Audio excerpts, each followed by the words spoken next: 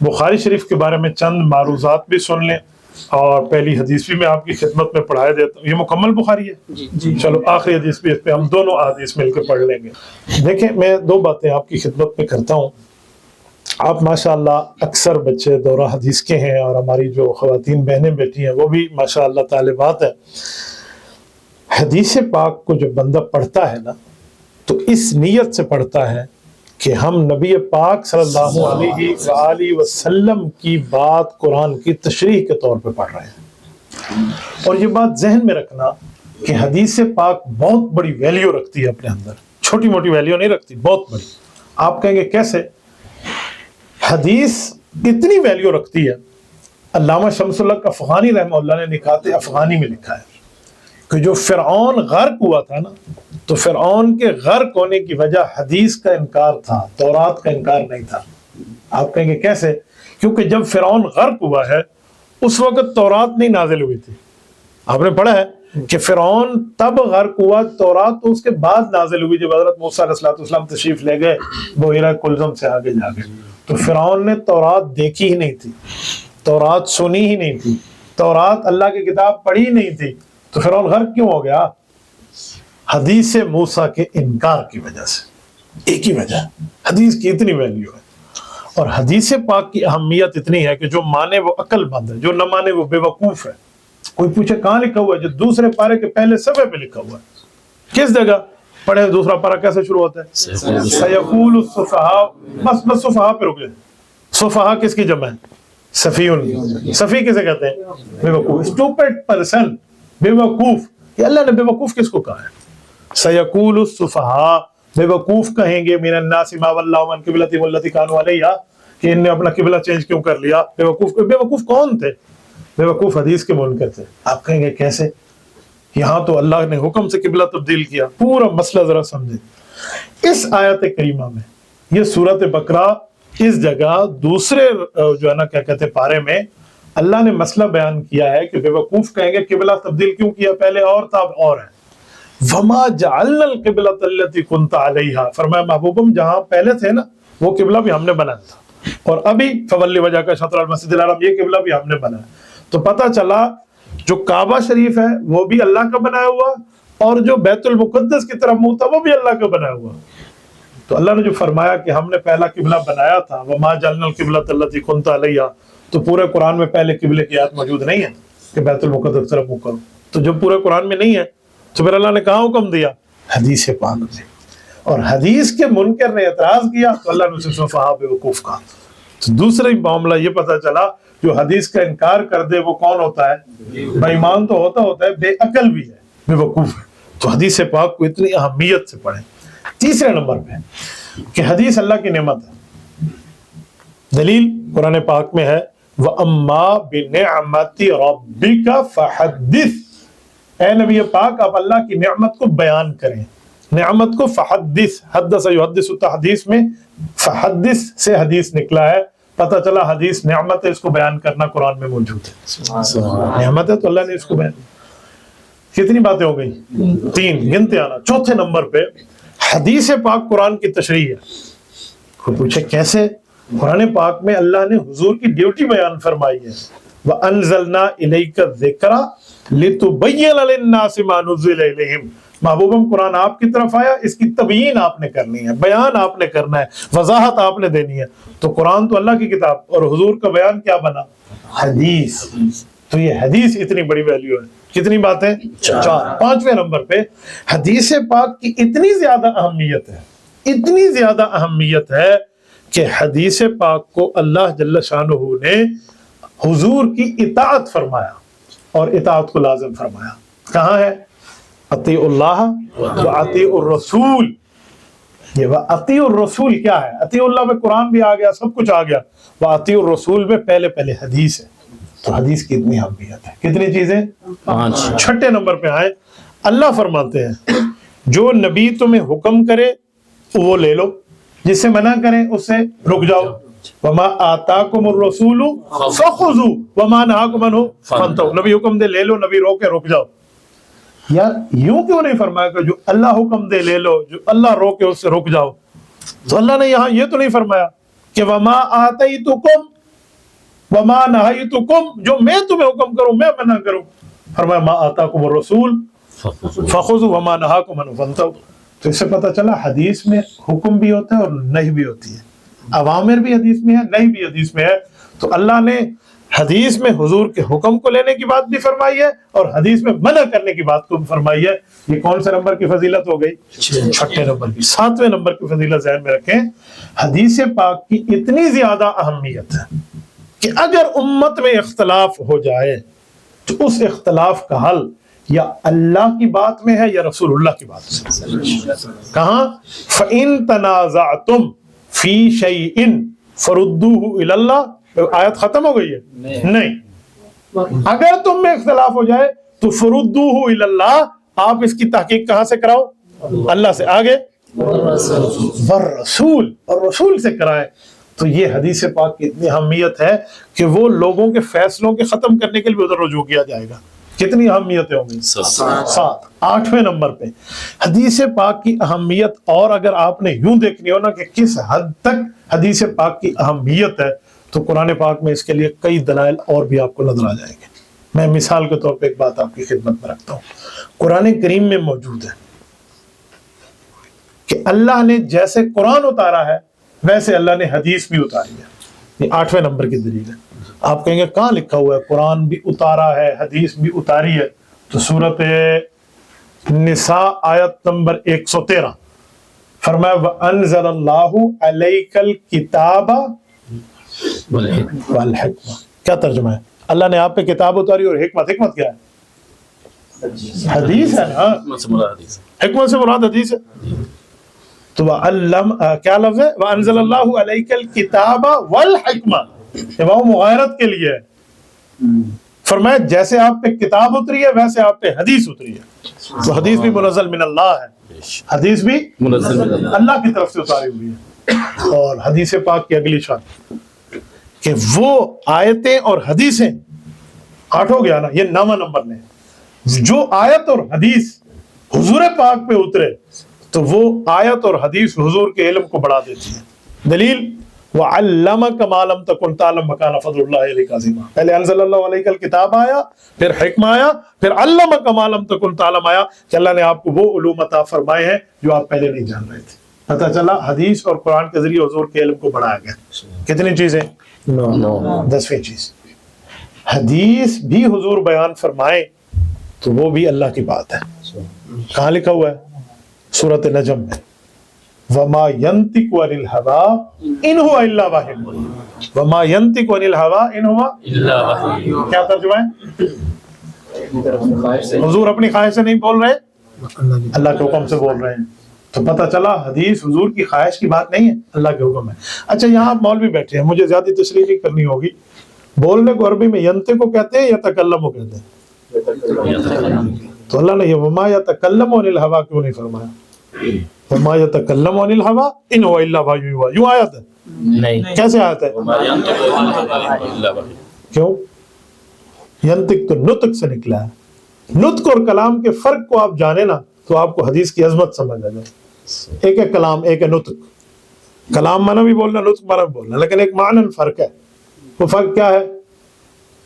कलाम का इतलाक completely sentence, मुकम्मल जुमला। कलाम जुमला इंशाइया नहीं बनता, जुमला खबरिया बनता है। पढ़ा है ना आपने सर्फ में? शाबाश। नाहव में है, जज़ाकल्लाह। ठीक है, तो आपने पढ़ा तो कलाम किसे कहते हैं? पूरा जुमला। नुतक पूरे जुमले को नहीं कहते, नुतक बाज़ औक़ात अधूरे जुमले को भी कहते हैं। आप कहेंगे कैसे? परिंदे के बोलने को भी कुरान ने नुतक कहा है। पढ़े जरा आयत। वाह माशाअल्लाह, तो बलाइयां बैठे ना। ठीक है, उल्लिमना मंतिक़ तैर, अल्लाह ने फरमाया ना परिंदे के बोलने को लफ्ज़ नुतक कहा। परिंदे की बोली कौन समझेगा? हम तो नहीं समझेंगे। तो इससे समझ आया। बेटा आप दौरे में? माशाअल्लाह, अल्लाह मुबारक फरमाया। हमारी क्लास में पहली ऐसी भाई, माशाअल्लाह, अल्लाह मुबारक। खुशी हुई है, मुझे खुशी हुई है, जज़ाकल्लाह। मैंने 3 दफा माशाअल्लाह इसलिए कहा कि कहीं नजर ना लग जाए।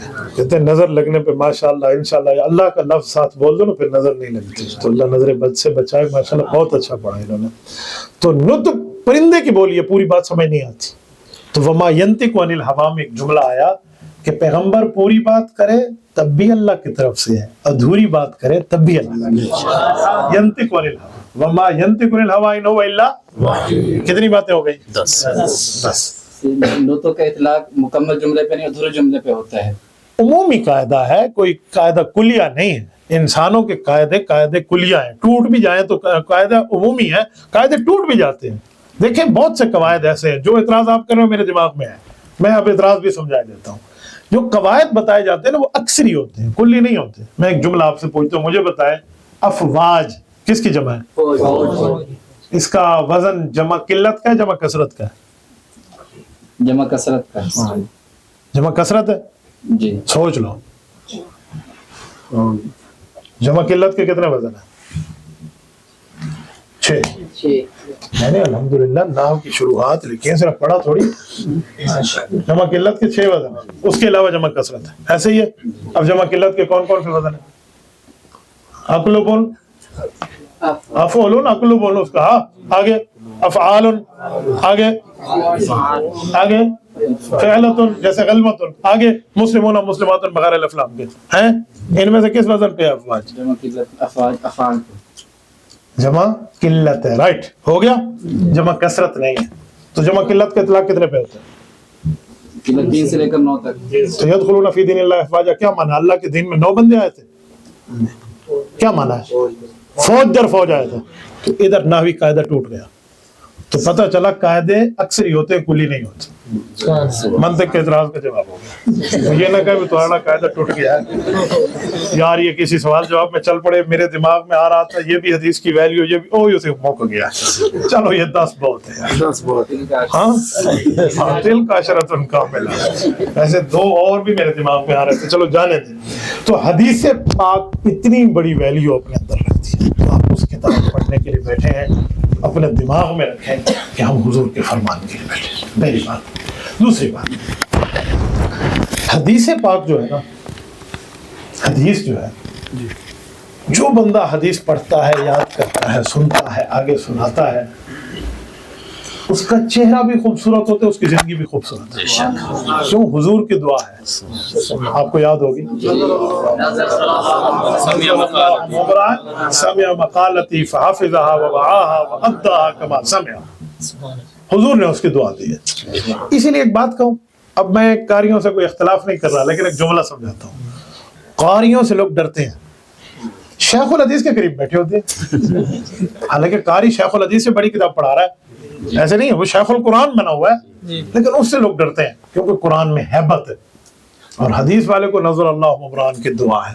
تو اس لیے محدثین کے ساتھ جو ٹیچنگ ہوتی ہے نا اسٹوڈنٹس کی، اور ان کے ساتھ بیٹھنا اٹھنا ہوتا ہے، وہ قراء سے کم ہوتا ہے، قراء سے تو وہ قاری ہے جا، ٹھیک ہے، اور یہاں بڑا معاملہ ہے۔ تو یہ حضور علیہ الصلوۃ والسلام کی دعا کا اثر ہے۔ تو حدیث پاک کو اس لیے بھی پڑھیں کہ اس سے بندے کی زندگی بھی خوبصورت ہوتی ہے، اور اس بندے کی خوبصورتی بھی ملتی ہے، خوبصورتی بھی ملتی ہے۔ اب یہ جو کتاب ہے حدیث پاک صحیح بخاری شریف، اس کی اہمیت سمجھیں۔ یوں نہیں ہے کہ حدیث پاک کی صحیح بخاری کتاب پچھلی ساری کتابوں سے بھی آگے ہے، یوں نہیں ہے، آپ سمجھیں۔ اصح الکتب بعد کتاب اللہ، یہ پورا جملہ نہیں ہے۔ اصح الکتب بعد کتاب اللہ بعد خیر القرون، یہ پورا جملہ ہے۔ آپ ہی کے دارالقرآن میں حضرت مولانا عبد الرشید نعمانی رحمۃ اللہ کے جو بھائی ہے، ابھی ان کا انتقال ہوا ہے، مولانا عبد الحلیم نعمانی چشتی رحمۃ اللہ علیہ، ان کا جملہ نقل کر رہا ہوں۔ یہ انہی کی بات ہے، اس ختم مسلم پہ تشریف لائے تو انہوں نے بات فرمائی تھی کہ اصح الکتب بعد کتاب اللہ بعد خیر القرون، یہ پورا جملہ ہے۔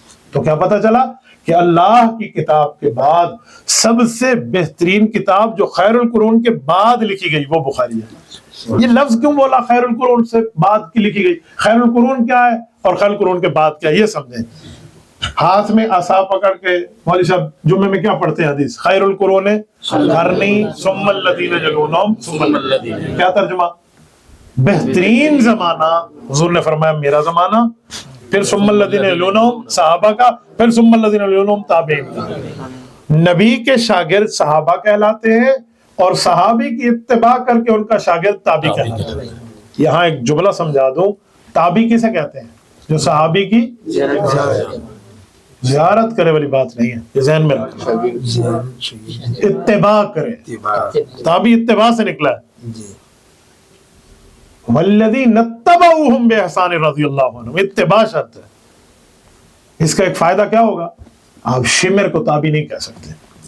شمر نے زیارت تو کی تھی حضرت حسین علیہ کے قتل کے وقت، آپ کہیں گے شمر تابعی ہے، وہ صحابی کا قاتل ہے۔ آپ حجاج کو، یزید کو، شمر کو یوں اٹھا کے تابعی اتباع رکھ سکتے ہیں اس معنی میں کہ وہ تابعی نہیں ہے، وہ صحابہ کے قاتل جو ہوتا ہے تو وہ تابعی کہاں ہوتا ہے؟ صحابی کی اتباع کرنے والا تابعی ہوتا ہے، ذہن میں رکھنا۔ والذین اتبعوہم بإحسان، شرط ہے قرآن کی۔ تو نبی زمانہ نبوی، پھر صحابہ کا زمانہ، پھر تابعین کا، یہ 3 زمانے کب تک چلے ہیں؟ 210 ہجری۔ حضور کا زمانہ سن 10 ہجری پہ ختم، صحابہ کا 110 پہ ختم، تابعین کا 210 پہ ختم۔ تو 210 ہجری، آج کون سی ہجری ہے؟ 1400 کہاں ہے 46 ہجری ہے۔ شکر ہے تسی دسے ہو تو 1400 تے بیٹھ گیا، ادھی صدی اس این کر کے پی لے، ٹھیک ہے نا؟ 46 سال کم ہو بیش گیا، اچھا کم ہو گیا۔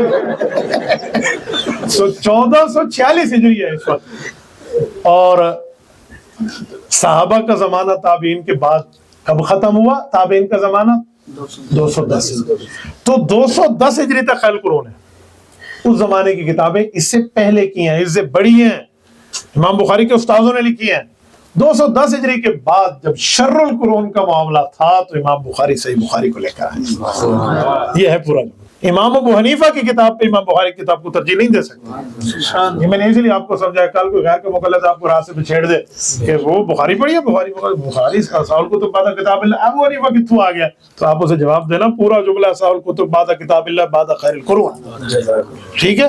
پھر آپ پہ اعتراض نہیں ہوگا، یہ جملہ ہم پورا نہیں بیان کرتے۔ اور اگلی بات، میں تو ان اعتراض کرنے والوں کو ایک دوسرے طریقے سے پکڑتا ہوں۔ آپ کو میں نے سیدھی انگلی سے گھی نکالنا سکھایا، الٹی انگلی سے بھی آپ نکال سکتے ہیں۔ وہ کیسے؟ مجھے ایک بندے نے ایک دن کہا اصح الکتب، اللہ کی کتاب کے بعد سب سے بہترین کتاب بخاری ہے۔ میں نے کہا کس نے کہا ہے؟ کون ہے؟ کس نے کہا ہے؟ قرآن میں لکھا ہے؟ کہتے نہیں۔ میں نے کہا حضور نے فرمایا؟ نہیں۔ صحابہ نے کہا؟ نہیں۔ اہل بیت نے کہا؟ نہیں۔ 4 اماموں میں سے کسی نے کہا؟ جی نہیں۔ تو پھر آپ کیا کیے؟ بندے تو نام 10 ملو۔ میں کہا اللہ کی کتاب ہے، میری کتاب سے یہ 10 میں بھی کہہ دوں؟ پھر کہا کس نے؟ بندے کا نام بتا مجھے۔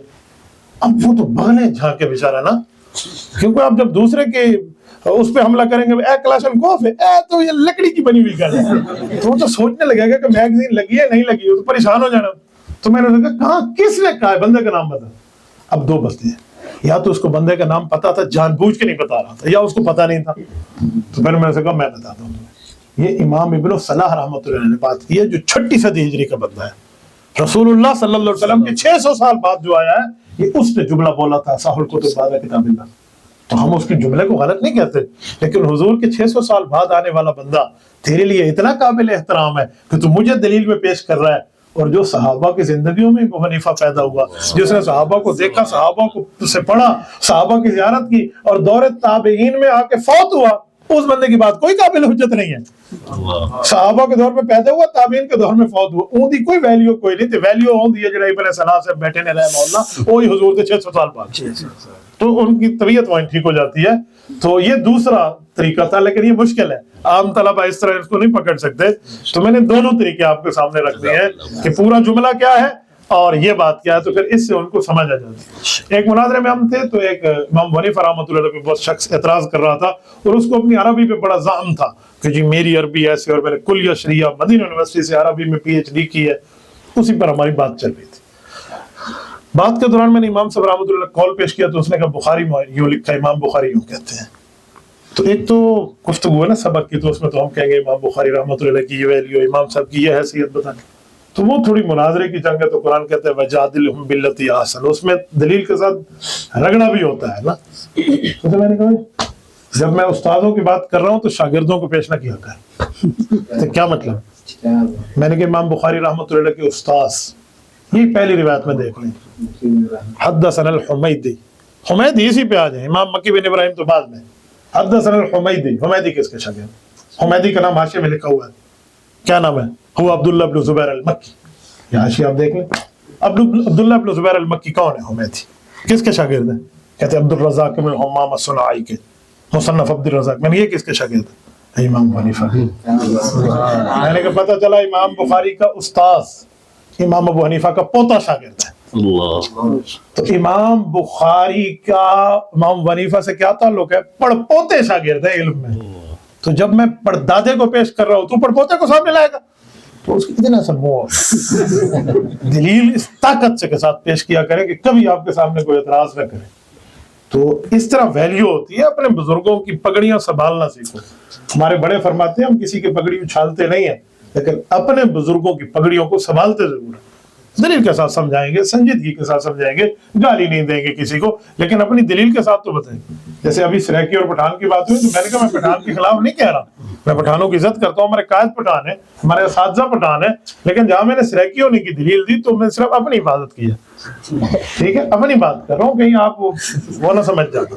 और वैसे हाजी अब्दुल वहाब रहमतुल्लाह अलैह जुमला फरमाते थे ना कि जन्नत के अगर 8 दरवाजे हैं तो 7 तो पठानों ने ले लिए, हर मैदान में आगे बैठे हुए हैं। तो मैं तो पठानों का दिल से कदरदान हूँ, पता नहीं आप हम सराइकी कदरदान हैं। हाँ शुरू गल करती, ठीक है, ठीक है। तो ये जो है ना हैसियत है बुखारी शरीफ की, बाद खैरुल कुरून, जो जुमला मैंने कहा। अब इमाम बुखारी रहमतुल्लाह अलैह ने किताब लिखी है, तो एक बात जहन में पक्की बिठा लें कि इमाम बुखारी पर जो बंदा आपको कहे इमाम हनीफा का मुखालिफ है, ये झूठ है, निर्रा झूठ है। इमाम बुखारी रहमतुल्लाह कहीं भी इमाम हनीफा की मुखालफत नहीं की। आप उठाना किताबुल हियर और किताबुल अकराह, मेरे से जवाब लेना इंशाअल्लाह, नहीं तो उम्दतुल कारी उठा लो, आपको सारे जवाब मिल जाएंगे। अल्लामा बदरुद्दीन ऐनी के उम्दतुल कारी सच सच बताएं, कोई बंदा आप में से हाथ खड़ा करे जिसने उसकी एक जिल्द का कम अज कम मुताला किया। 18 जिल्दों की अब उम्दतुल कारी, किसी एक जिल्द का किसी ने मुताला किया, जरा बताएं। आप मुझे बताएं, आप बुखारी पढ़ रहे हैं और आप अहनाफ की शरह नहीं पढ़ रहे, तो आप क्या अहनाफ का तहफ़्फ़ुज़ करेंगे? मैं आपको शर्मिंदा नहीं कर रहा, आपके अंदर गैरत को जगा रहा हूँ। मैंने अल्हम्दुलिल्लाह सुम्मा अल्हम्दुलिल्लाह फतुल बारी भी पूरी पढ़ी थी अपने दौरे वाले साल में, उम्दतुल कारी भी पूरी पढ़ी थी, इरशादुस सारी भी पूरी पढ़ी थी, अल कवाकिब अद-दरारी शरह किरमानी भी पूरी पढ़ी थी। 25 जिल्दों में शरह किरमानी आप उठाएं, अल कवाकिब अद-दरारी, कौकब अद-दुर्री और है, कवाकिब अद-दरारी की बात कर रहा हूँ। ये साथ साथ चल, हमारे उस्ताद जी को अल्लाह जज़ा खैर दे, जो किताब हम शुरू करते हैं ना, वो किताब हम पता है कैसे पढ़वाते थे? मैं मिसाल दे रहा हूँ, किताबुल मगाज़ी शुरू करनी थी तो उन्होंने कहा जी 4 दिन छुट्टी, इस शर्त पे कि 4 दिन मेरे पीरियड में बैठ के रसूलुल्लाह के तमाम मगाज़ी पढ़ो। अरबी किताब पे 10 तरह से अरबी से पढ़ो, उर्दू किताब में 10 तरह से उर्दू से पढ़ो। जितने मगाज़ी हैं रसूलुल्लाह के 27 मगाज़ी हैं, सब पढ़ो। तो किसी ने उर्दू से पढ़ लिया हुजूर के तमाम ग़ज़वात को, किसी ने अरबी से पढ़ लिया। जब पढ़ने के बाद फिर मगाज़ी शुरू की तो फिर बल्ले बल्ले फिर समझ में आगे किताब तफसीर शुरू कर दी। उसने कहा जाओ उर्दू तफसीर पर अबूर है वो पढ़ो, अरबी तफसीर पर अबूर है वो पढ़ो, अल-हम्द के अलिफ से वन्नास की सीन तक जो तफसीर पर आपको मजा आता है पढ़े। पूरी 5 दिन में दोहराई पूरी तफसीर बैठ के, तफसीर दिमाग में बैठाई, अगले दिन किताब तफसीर शुरू की, फिर बल्ले बल्ले।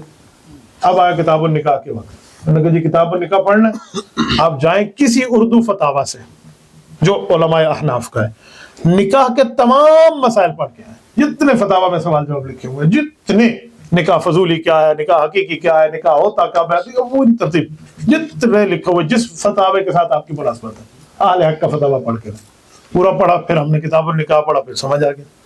किताब तलाक की बारी आई तो हाँ जी किताब तलाक कौन सी जो मर्जी आए फतावे की किताब तलाक पढ़ के लाए, फिर पढ़े। यूं पढ़वाया यकीन माने उंगलियों पे मसला याद हो जाता था, उंगलियों पे याद हो जाता था। तो इस तरह आप भी ज़ौक़ रखें, आप तो बुखारी खत्म करके बैठे हैं, ज़ौक़ रखें और पढ़ें अपने अकाबिर। फतुल बारी भी इसी की शरह है, उम्दतुल कारी भी इसी की शरह है जी। इमाम इब्न हजर अस्क़लानी रहमतुल्लाह अलैह शाफ़ी हैं और अल्लामा बदरुद्दीन ऐनी उम्दतुल कारी वाले रहमतुल्लाह अलैह हनफी हैं। तो वो हमारे इल्मी अब्बा है और इमाम इब्न हजर इल्मी चाचू है। चाचे की किताबें तुसी पढ़ते हो, अब्बे दी नहीं पढ़ते, इल्मी अब्बा को पढ़ा करो, इल्मी अब्बा है। उलाइका आबाई फजिनी बिमिस्लिहिम, ठीक है। तो इल्मी, आपको पता है अल्लामा ऐनी कब फौत हुए और अल्लामा इब्न हजर कब फौत हुए, हाफिज इब्न हजर कब फौत हुए, ये याद रखा करो। अस्मा और रिजाल है, कौन सा मुहद्दिस कब फौत हुआ, ये बड़ा फायदा देगा। अब मैं आपको समझाता हूँ। इब्न हजर का इंतकाल है अल-मुतवफ़्फ़ा 852 852 852 हिजरी में इमाम इब्न हजर फौत हुए। اور علامہ عینی 855، 3 سال بعد. تو اس کا مطلب ہے دونوں ہم اثر ہیں، جی ایک شافعی ہیں ایک حنفی ہیں. امام ابن حجر نے پہلے چھاپی تھی فتح الباری، دوسرے ہفتے 18 جلدوں میں علامہ عینی نے عمدۃ القاری چھاپ دی تھی.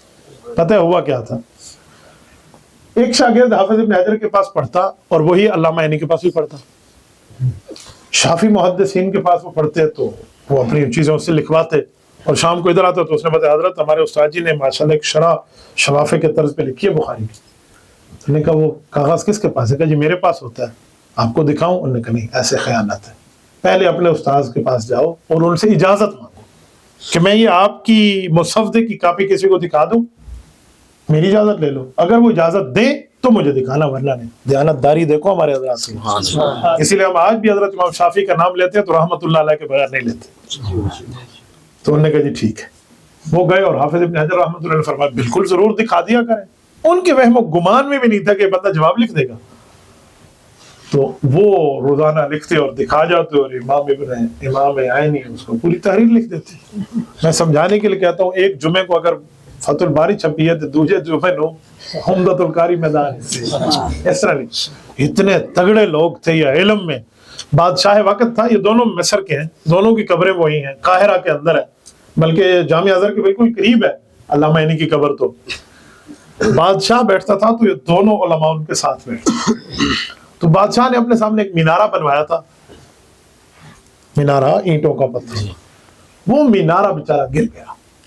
وہ مینار گر گیا تو ہر بندے نے اپنے ذوق پہ اس پہ کمنٹ پاس کیا. علامہ عینی بھی ہیں اور حافظ ابن حجر بھی ہیں. حجر کا معنی پتھر ہوتا ہے، عین کا معنی نظر ہوتا ہے.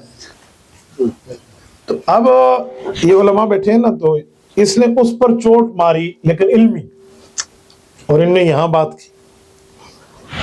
وہ کہنا یہ مینارہ بادشاہ سلامت آپ کا گر گیا ہے، اس کو عین لگی ہے، نظر لگی. نام تو بدر الدین عینی ہے نا، صرف علمی اعتراض کرنے کے لیے. یہ کوئی برا بھی نہیں ہے، علمی باتیں گپ شپ کی ہوتی ہے. عین لگی ہے، نظر لگی ہے. ہم نے علامہ عینی کو دیکھا، علامہ عینی نے کہا اللہ ان کو جو ہے خیر عطا فرمائے، نے اپنی بات کی. لیکن میں یہ سمجھتا ہوں کہ اس میں حجر 2 نمبر لگا تھا، پتھر، وہ پتھروں سے مینارہ بنا ہے. یہ ہوتا ہے علمی علماء کا تھا معاملہ. تو آپ ان کتابوں کو پڑھیں گے، سمجھیں گے، تب جا کر آپ کے سامنے کتاب العر اور کتاب الاقراء آئے گا کہ امام بخاری کے جو ہم کہتے ہیں نا مخالف نہیں ہے، وہ کسی اور پیرا دور ہوتے لوگ ادھر سمجھ جاتے ہیں. تو امام بخاری رحمۃ اللہ تعالی علیہ اپنے اکابر کے استاذوں کے قدردان تھے. آپ اور میں اپنے استادوں کو گالی نہیں دیتے. امام بخاری ان کو کہے گا یہ 2 نمبر ہیں، جیسے انہوں نے کتاب العیال کی بات کی ہے، قال بعض الناس میں استاد کا نام لے گا، ایسے نہیں.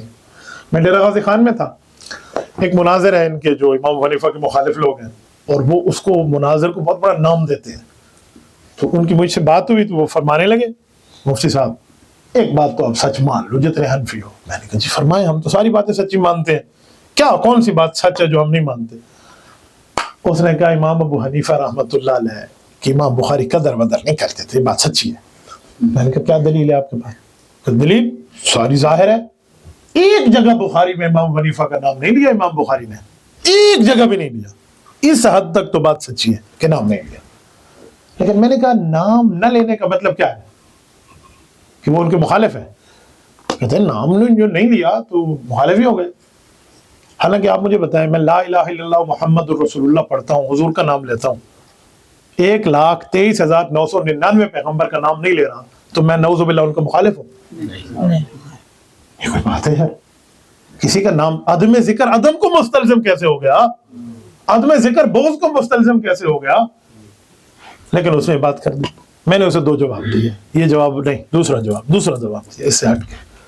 میں نے کہا میرے بھائی امام بخاری مقلد ہے کس امام کے؟ کہتے امام شافعی کے. میں نے کہا امام شافعی رحمۃ اللہ اچھے آدمی تھے، بہت اچھے تھے. میں نے کہا پوری بخاری جو امام بخاری نے امام شافعی کا نام لیا تو مینو بھی کھاؤ. ہاتھ کے صرف طوطے نہیں اڑ گئے بچے چھوڑو، آج کل لفظ مولانا نے دیا بچونگڑوں، بچونگڑے کے ہاتھ کے طوطے نہیں اڑ گئے، چڑیاں لالیاں کوے ہلنا شلنا یکیا اڑ گئی، ایک بھی نہیں بچی. کہ جو ان کا امام ہے امام شافعی رحمۃ اللہ علیہ، اس کا نام بھی تو بخاری میں نہیں لیا. آپ کس بنیاد پہ کہہ رہے ہیں کہ امام بخاری رحمۃ اللہ علیہ امام حنیفہ کے مخالف تھے؟ اچھا میں نے کہا اگلی بات کروں؟ کہتے جی کروں. میں نے کہا امام مسلم رحمۃ اللہ کس کے مقلد تھے؟ وہ بھی امام شافعی کے تھے.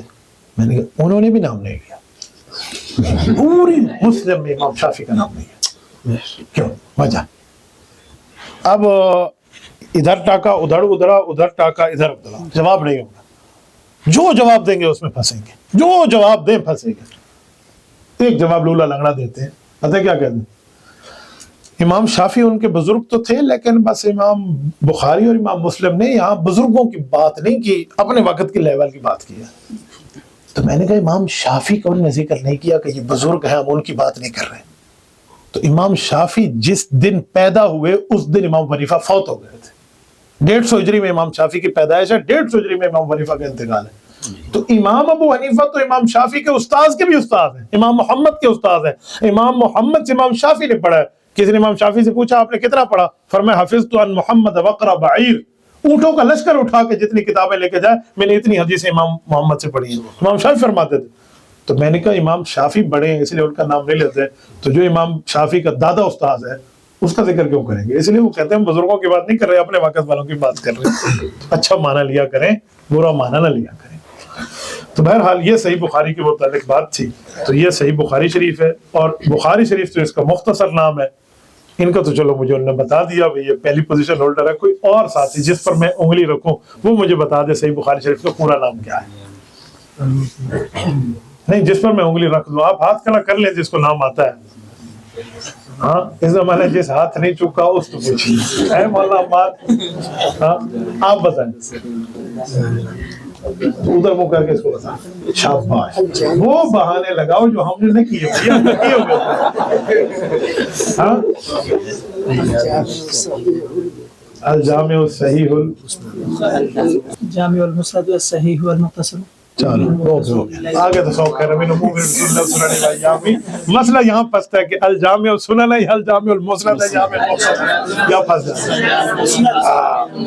الجامع الصحیح دو الگ الگ کہتے ہیں، الجامع المسند الصحیح المختصر. ایسا ایسا بندہ کہتے ہیں. عربی زبان میں اٹک جانا کوئی مسئلہ نہیں ہے، کوئی ہمارے ابے کی زبان تھوڑی ہے. یہ تو ہمارے علمی روحانی آباؤں کی ہے، براہ راست تو ہماری مادری زبان نہیں ہے. اس میں اٹک جانا کون سا مسئلہ ہے؟ قرآن میں اٹکنے پر رسول اللہ نے اپنی بات فرمائی ہے. کیا حدیث نہیں ہے؟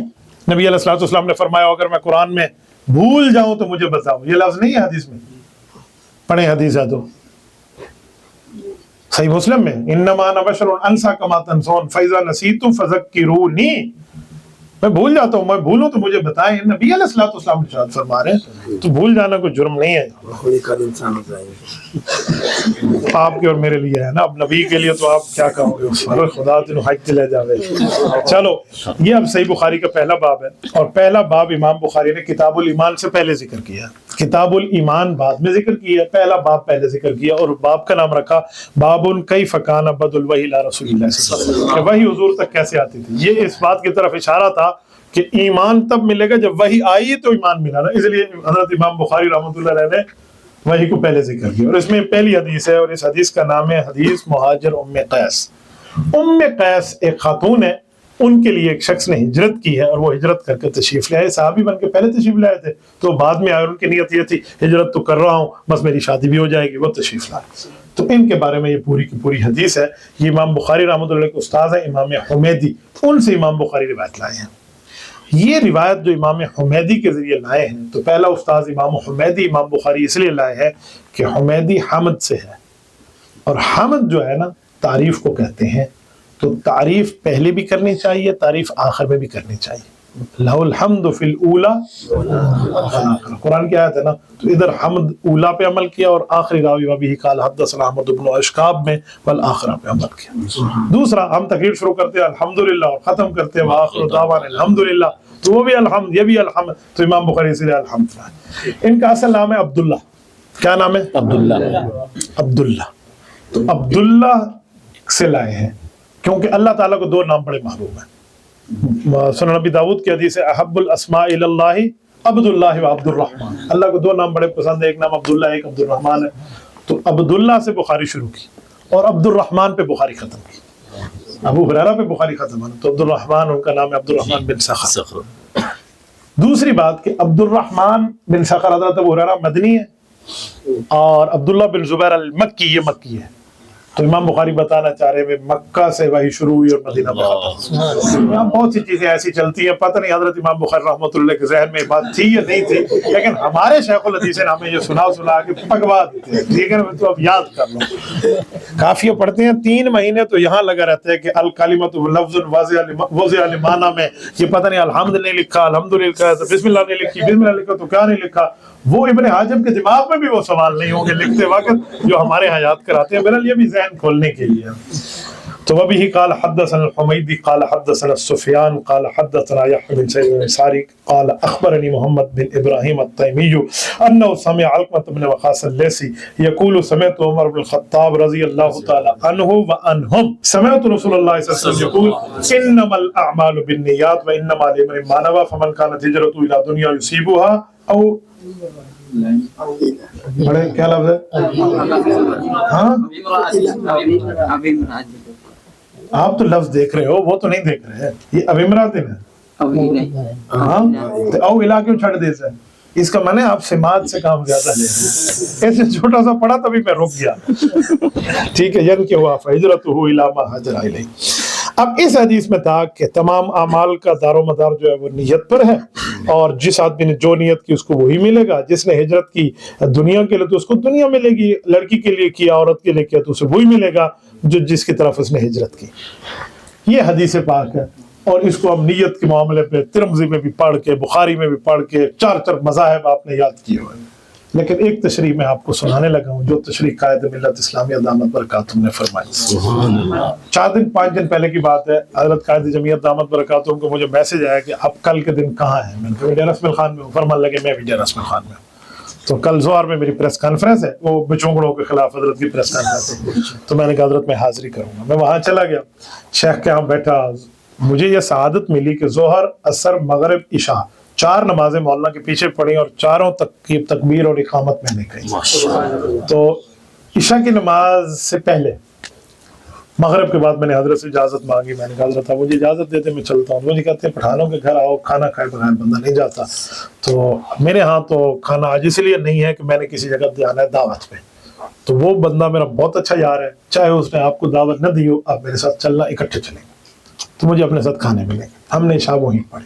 حاجی عبدالرشید دھپ صاحب اللہ ان کو جزائے خیر عطا فرمائے, ان کے گھر میں کھانا تھا. وہیں ہم آگے بیٹھے, ادھر آئے تو لوگوں نے کئی سیاسی سوالات ادھر ادھر شروع کر لیے. لیکن اس شخص کو میں نے قریب رہ کر دیکھا ہے, سیاسی گفتگو میں بھی علمی ان کی باتیں نہیں کی جاتی نا, وہ علمی. تو ایک بندے نے ایک فرد پہ اعتراض کیا کہ وہ بندہ مفاد پرست ہے, وہ تو اپنے فائدے کے لیے آپ کی جماعت میں آیا ہے, آپ اس کو نکال دیں. کیوں رکھا ہوا ہے آپ نے اسے؟ مولانا سنتے رہے, بات کو ادھر ادھر کر جاتے تاکہ وہ کیا فضول اس کا سوال ہے. جب اس نے دوسری تیسری مرتبہ کہا, پھر ایک سفید ریشہ بزرگ آ کے بیٹھ گیا, اس نے بھی اس کے بارے میں اللہ مجھے دیکھا اور مجھے فرمایا کہ حدیث پاک میں ہے نہیں کوئی بندہ اگر مفاد پرستی کے لیے بھی آئے تو اس کو بھی اپنے ساتھ رکھ لو, نکالو نہیں. اب میں بڑا پریشان ہو گیا کہ مولانا مینو ویک کی گل کی تھی تو مینو آکن حدیث لا بدل, میں کہاں سے پڑھ کے یہ بات سناؤں گا جس استدلال پہ مولانا کر رہے ہیں. تو میں نے کہا جی ہاں حضرت آپ بڑے ہیں, آپ سچ ہی فرماتے ہیں. اب یوں میں نے نہیں کہا کہ ہاں میں حدیث میں آتا ہے. اب مولانا قدرے خاموش ہوئے تو انہیں بھی لگا بھی اس کے طرف ذہن نہیں گیا. مجھے کہا یار وہ بخاری کی پہلی حدیث ہے. فوراً ٹھک میرے ذہن میں ان کا استدلال ہے. میں نے کہا ہاں. روایت کا نام ہے مہاجر ام قیس. یہ ہجرت کی ہے صحابی رسول رضی اللہ تعالیٰ عنہ, لیکن یہاں دین بھی مقصود ہے لیکن اپنی شادی کا مفاد بھی ہے. میں صحابی کی نیت پہ کوئی حملہ نہیں کر رہا, صحابی کی پاؤں کی جوتی ہماری آنکھ کا سرما, لیکن اس میں ایک وجہ او الہ یہی تو پوچھا تھا اسی لیے روکا ہوں, امراتن ہے نا, یا الہ دنیا جو سیبوا ہے. لیکن اللہ کے رسول نے کیا اس صحابی اور صحابیوں کو نکال دیا تھا؟ اپنے معاشرے سے ہٹا دیا تھا, قبول فرمایا, اپنے ہاں رکھا. ٹھیک ہے, تو اس سے پتہ چلا کہ کوئی بندہ کسی نیت سے آئے لیکن دینداروں کے پاس آ کر بیٹھے تو اس کو صفوں سے نکالو نہیں, اس کو بٹھا دو. مولانا نے اسے کہا اللہ کے بندے اگر وہ اپنی وفات کے لیے آیا بھی ہے ہمارے پاس, ہمارے ساتھ بیٹھے گا اٹھے گا, انشاءاللہ اس کا وفات ٹھیک ہو جائے گا. اور یہ اس حدیث سے استدلال کیا. وہ چیزیں تو حیران ہو جاؤ, اللہ رب العزت نے اتنی ذہانت ان کو عطا فرمائی اور اس طرح قوت استدلال پہ مسئلہ پیش کرتے.